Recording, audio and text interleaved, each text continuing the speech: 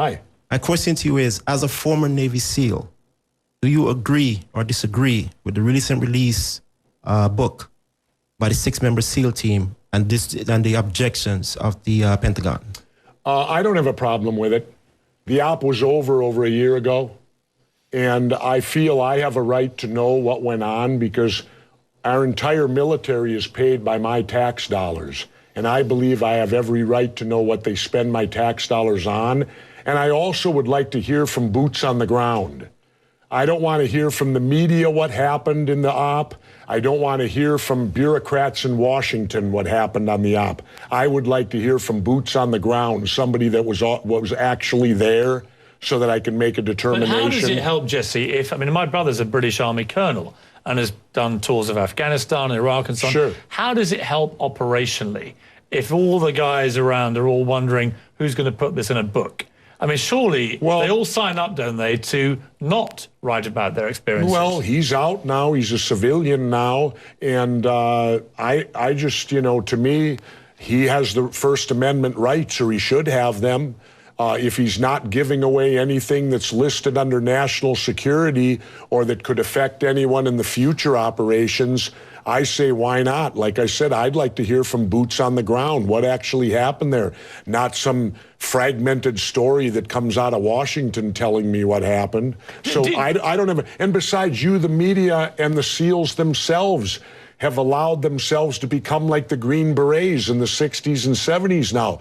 I don't like the fact that you even know we exist, because back in the 60s and 70s, nobody even knew who we were. Well, that's out of the bag now. Hollywood's made plenty of films. You've had my friend Dick Marcinko, who created SEAL Team 6.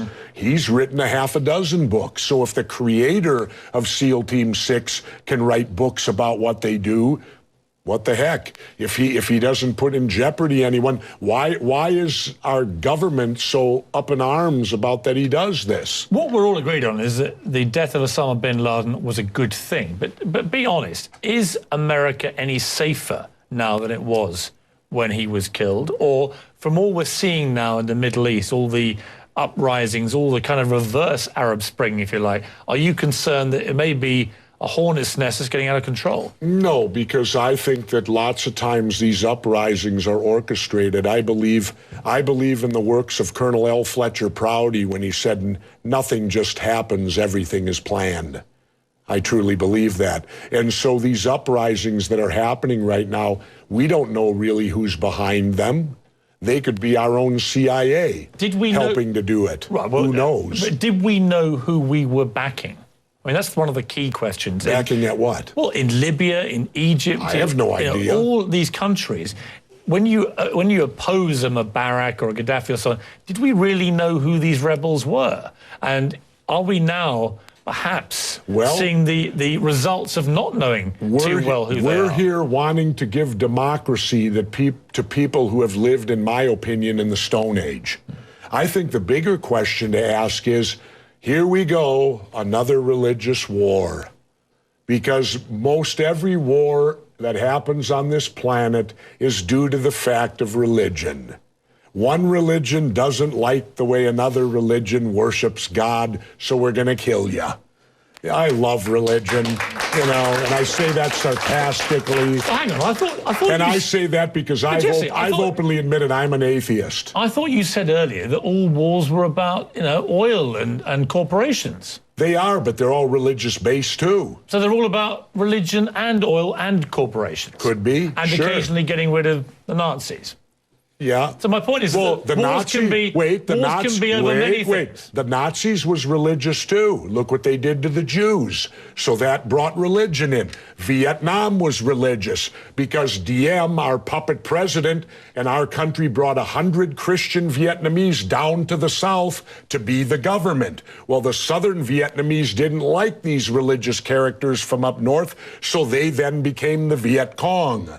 So all wars, pretty much in my lifetime, have had some religious basis, but certainly big business gets in there because wars are very profitable to certain big businesses. And of course, big business needs to be in the Middle East so that we can get the oil out of the Middle East, so we can get the lithium out of Afghanistan. You know, they discovered a vein of lithium there they say is worth $1 trillion. Well, what is lithium used for? Every cell phone, computer, and soon to be electric cars. Let's talk about why we're really there. We're not there. How does any of these wars affect our freedom in any way? The United States is not in any threat. They're not going to do a Normandy invasion on us, Al-Qaeda in Virginia. Yeah, but hang on, you're being slightly naive, aren't you? Because I'm not being naive, sir. I think you are being naive. No. Because I think that it's clear one of the main reasons that America went into Afghanistan was to try and get Al-Qaeda dismantled, the organization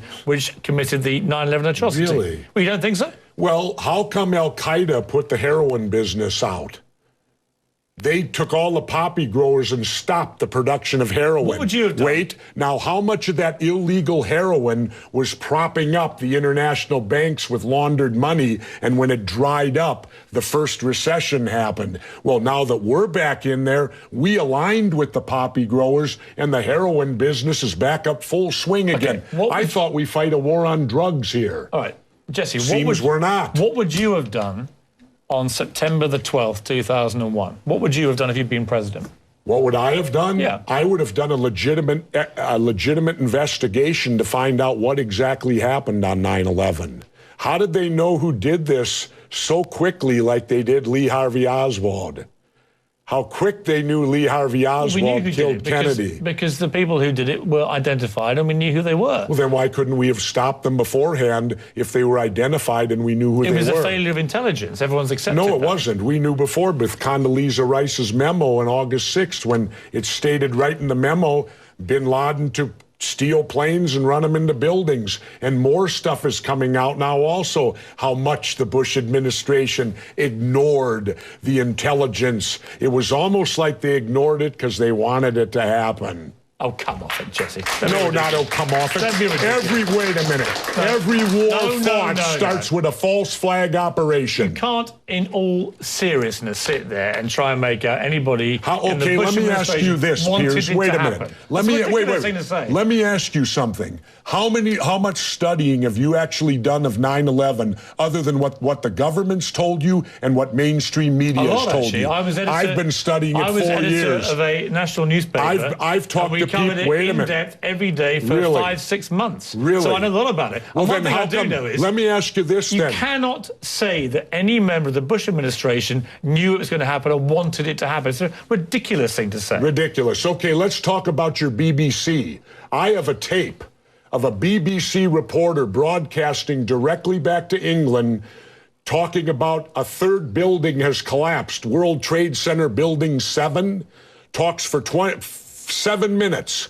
All the while she's talking, World Trade Center Building 7 is still standing right behind her. It didn't fall for another half hour. Yet they were doing a pre-broadcast back to England that, yes, it's true, you need to that take this a break building fell and it hadn't fallen yet. If you're trying to make out the British Broadcasting Company, one of the most respected news organisations in the world, was inventing huge buildings falling over, you need to have a break, Jesse. We'll come back after the break and we'll talk about Israel and Iran. Are you kidding me? This is a fact, my friend.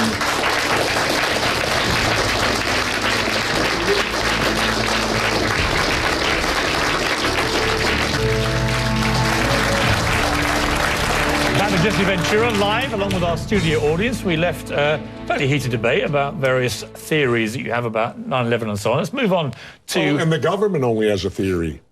Right, well, the government has No, this is a theory. Their theory is 19 Islamic radicals armed with box cutters defeated our multi-billion-dollar air defense system, all while conspiring with a bearded guy in a cave in Afghanistan. That is exactly what happened. That's their theory. No, that's not a theory, it's a fact. That's their theory. No, Jesse, that's a fact. That's what happened. Really? Yes, I'm sorry to kill your conspiracy theories, but that is what happened. Then why haven't anyone been brought up for trial? Because they all died. Haven't given one shred of evidence in a trial. In case you missed the story. Well, then what do we got all these guys in Gitmo for?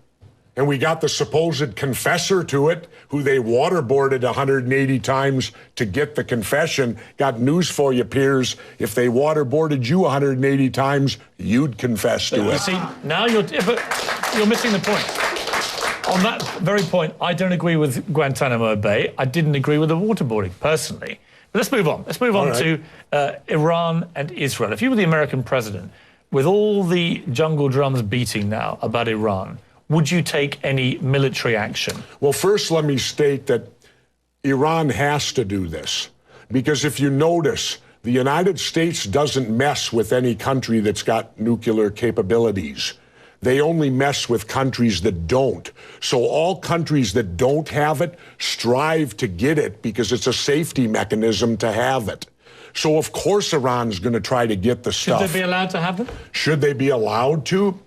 I don't know. Well, yes or no? I don't know. You're a man of opinions. No, I don't. You may be running for office. You're entitled to know what you think. Not right now. You don't. I need to study it more. How very I need convenient. To look. Yes, it is very convenient. So you know about everything that happened before 9/11, but right now, when you have Iran potentially nuking itself up, you don't have an opinion. Well, let's leave that up to the nuclear inspectors that go in there. They will tell us whether they're nuking it up before you decide to bomb them. I didn't decide to bomb anybody. No, but you seem to be very favorable. You're trying to put words into my mouth all the time, which is it's not a very good technique when you're debating with somebody. Just stick to facts. How many political offices have you held?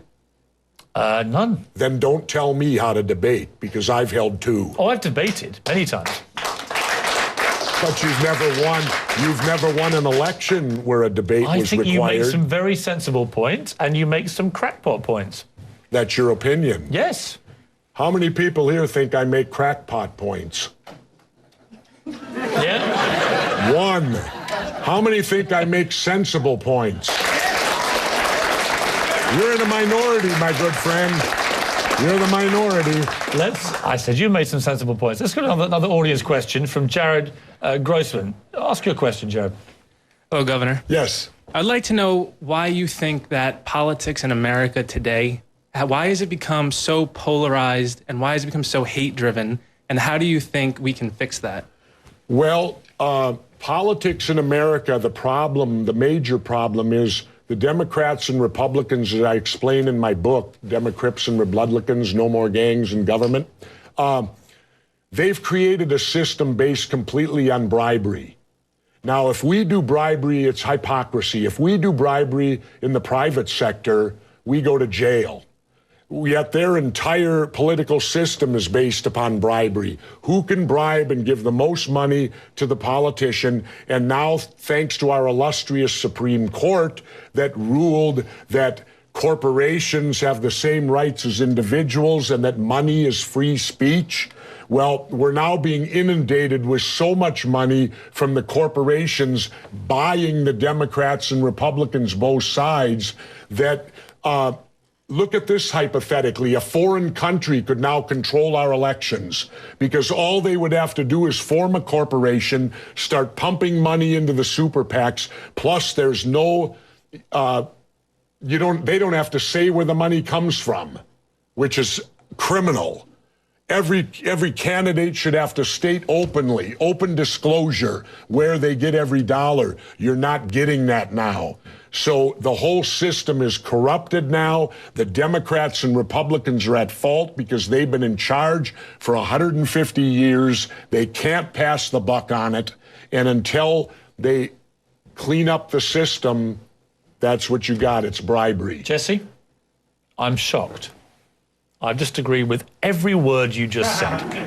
No, you just want to get the crowd back on your side. Not at all. Not at all. As I said to you, I agree. I'm teasing you. I agreed with every word. I think the whole super PAC thing is completely out of control. And you're right. In the end, China right now could finance a run for the presidential election with one of their sponsored people from one of their companies. It's completely ridiculous. I think that this ruling could be the downfall of our country. And